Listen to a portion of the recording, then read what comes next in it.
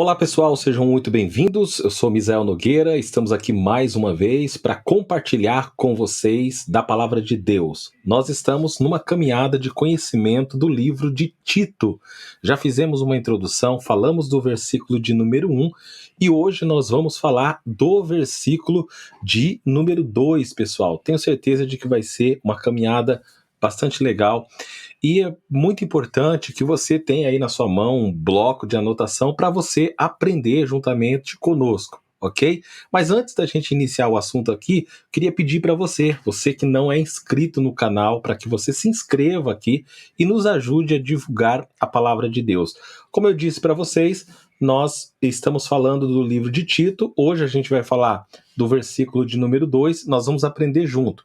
A didática que nós estamos usando aqui para aprender é analisando algumas frases, algumas expressões, algumas palavras específicas daquilo que o apóstolo Paulo queria dizer para a igreja de Creta, ok? Então, vamos lá. A primeira coisa que nós vamos ver aí é que esse versículo, ele começa da seguinte maneira: na esperança da vida eterna que o Deus que não pode mentir prometeu antes dos tempos. A primeira parte que nós vamos analisar é esperança e também a vida eterna.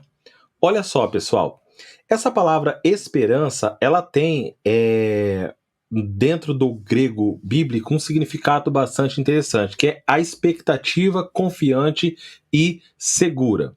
Já a vida eterna, ela tem a ver com a qualidade de vida com Deus.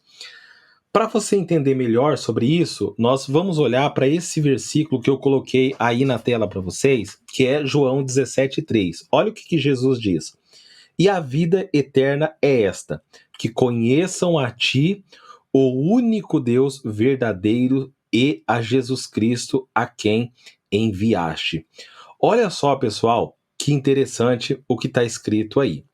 Ele está dizendo que a vida eterna, ela não é um lugar específico. Mas ele está dizendo que a vida eterna é um relacionamento, é uma pessoa. E ele está dizendo o seguinte, que a vida eterna é esta, que conheçam a ti. É o conhecimento a respeito de quem Deus é. E aqui ele descreve que é o único Deus verdadeiro e a Jesus Cristo a quem enviaste. Logo, nós entendemos que a vida eterna está no ato de nós conhecermos a Deus. Ou seja, passaremos a eternidade conhecendo a Deus. Então, a vida eterna não está ligado a um lugar específico, mas a uma pessoa, ao conhecimento e ao relacionamento de quem é Deus. Por isso que fica fácil da gente entender quando a gente pensa na questão de condenação eterna. O que é uma condenação eterna segundo as Escrituras? É uma vivência longe da presença de Deus, ok? Aqueles que têm vida eterna são aqueles que vão ter um relacionamento com Deus, desde o momento que ele se converte até o momento, o ápice do encontro com o Senhor. E já a condenação eterna tem a ver com uma vida que você vai ter longe, distante de Deus. Então não é uma vida completa. Por isso que quando a gente olha para o livro de João 3,16, diz que porque Deus amou o mundo de tal maneira que ele deu o seu Filho unigênito para todo aquele que nele crê, e aqueles que nele crê têm a vida eterna. Só que se você olhar o próximo versículo, você vai analisar que esse versículo diz que aqueles que não creem em Deus, eles já estão condenados.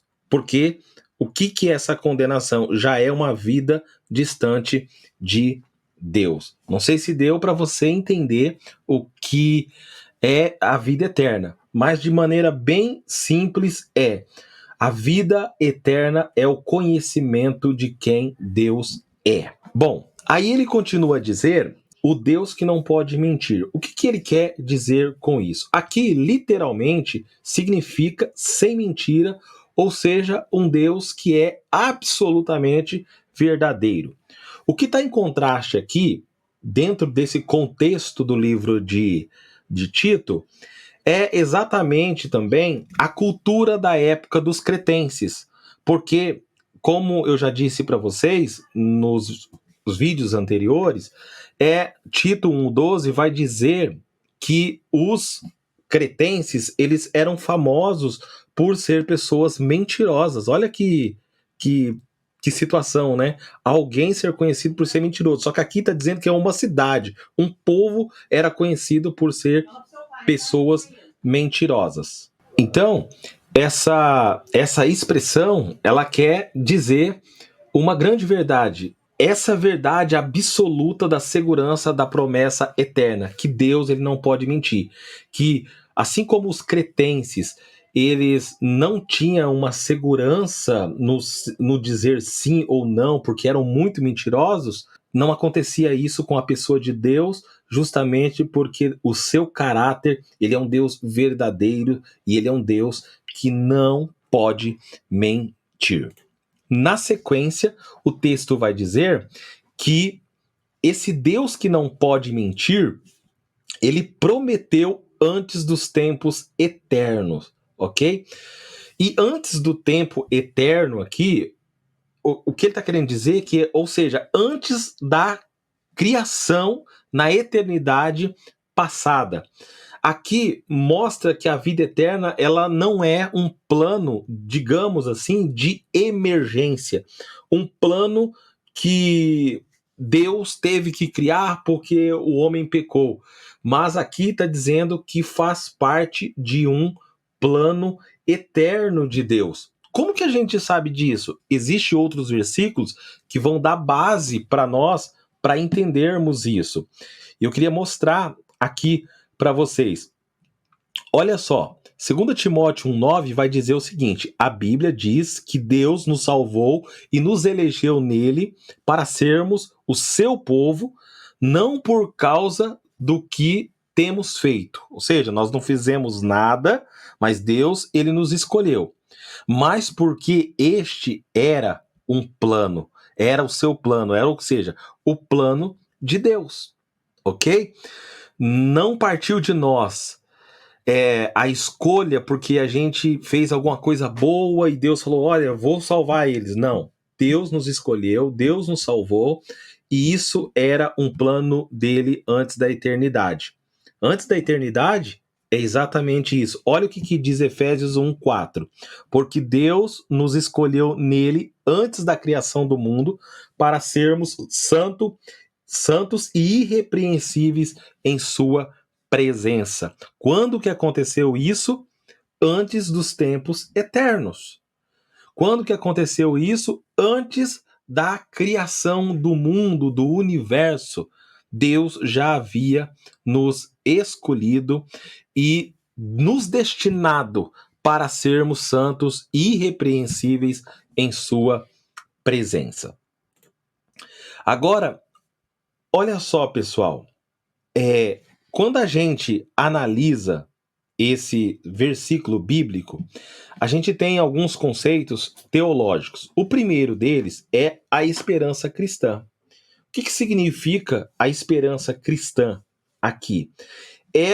Está baseada nas promessas eternas e no caráter de Deus que é fiel. Então aqui, por causa do caráter de Deus, aqui não é uma incerteza, mas uma segurança que nós temos com relação a essa promessa, porque é Deus, o seu caráter é um Deus que não pode mentir. Além disso, esse Deus, ele também mostra aqui, dentro desse conceito, a imutabilidade de Deus. 2 versículos eu até adicionei aí para vocês também, que é Números e Hebreus. Ele diz o seguinte: Deus não é homem para que minta, nem filho do homem para que se arrependa. Porventura, tendo ele prometido, não o fará? Ou tendo falado, não o cumprirá? Já Hebreus vai dizer o seguinte: para que por 2 coisas imutáveis, nas quais é impossível que Deus minta. tenhamos a firme consolação, nós os que pomos o nosso refúgio em reter a esperança proposta. Ou seja, Deus, ele não pode mentir por causa do seu caráter. Ele não muda. O que ele prometeu, a sua palavra, ela não volta atrás. Ok? Em terceiro, nós temos também o plano eterno. E o plano eterno quer dizer que a salvação ela não surgiu com a chegada do pecado ou como a entrada do pecado no mundo, mas ela já estava no coração de Deus antes do tempo, ok? Então, isso precisa ficar bem claro que a salvação que Deus nos dá não foi tipo um plano B de Deus para salvar o homem, porque o seu plano havia dado errado. Mas aqui, os textos bíblicos deixam claro que Deus já sabia da queda do homem e que Deus já havia preparado aquele que nos salvaria dessa queda que o homem cometeu. A palavra do Senhor diz que o Cordeiro foi morto antes da fundação do mundo.